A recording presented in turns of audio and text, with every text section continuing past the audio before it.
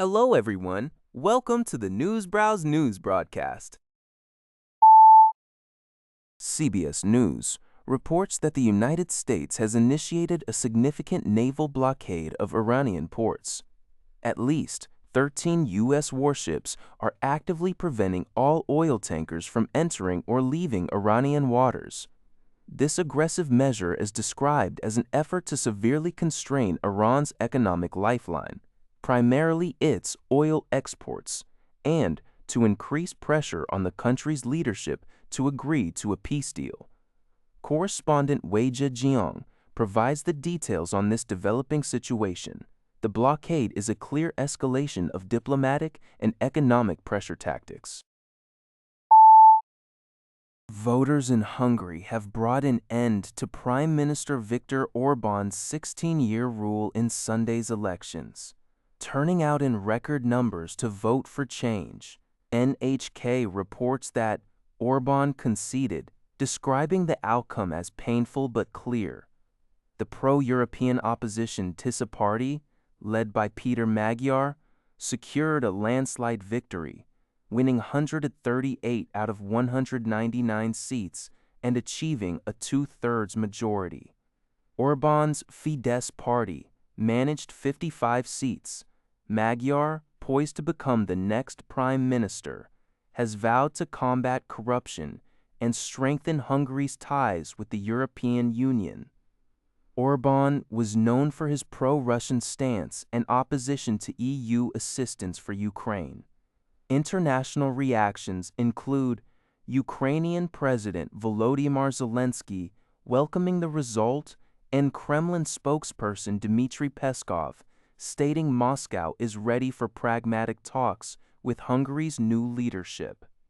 Peskov also noted he does not believe the election will impact the Russian-Ukrainian conflict.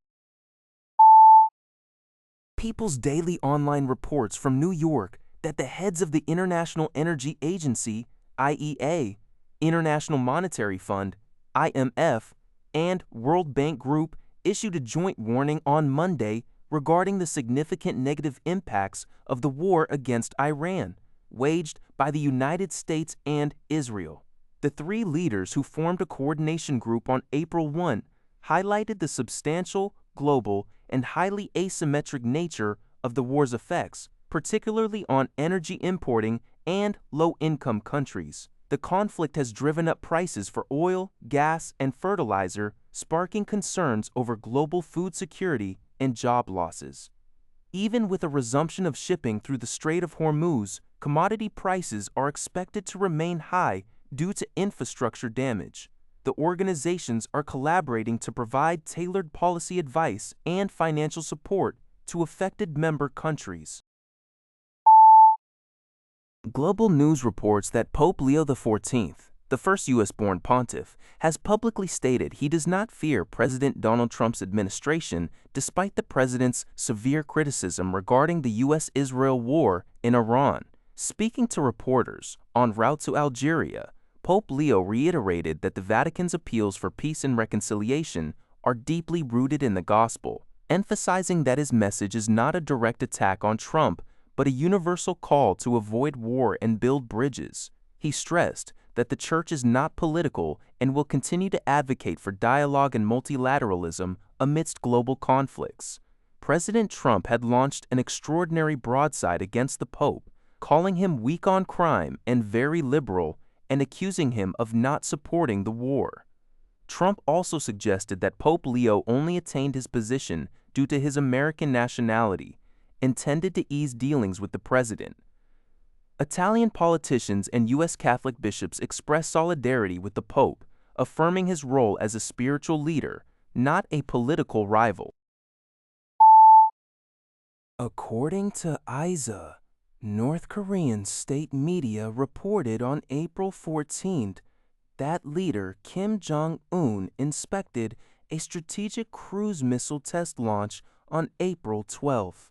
The test was conducted from the new 5,000-ton class destroyer Choeon, which is awaiting commissioning. Kim emphasized that continuously strengthening reliable nuclear war deterrence is an immutable national defense line and the most important task of our party. The report stated that 2 strategic cruise missiles flew over the Yellow Sea for approximately 2 hours and 10 minutes, striking their targets with super precise accuracy. Additionally, 3 anti-ship missiles were also tested. Kim received a briefing on the weapon systems of 2 newly constructed destroyers and expressed satisfaction, noting that the military strategic action readiness has been qualitatively enhanced due to recent achievements in defense science. North Korea reportedly plans to build 2 destroyers of 5,000 tons or more annually. That's all for this video. Thank you for watching. See you in the next video.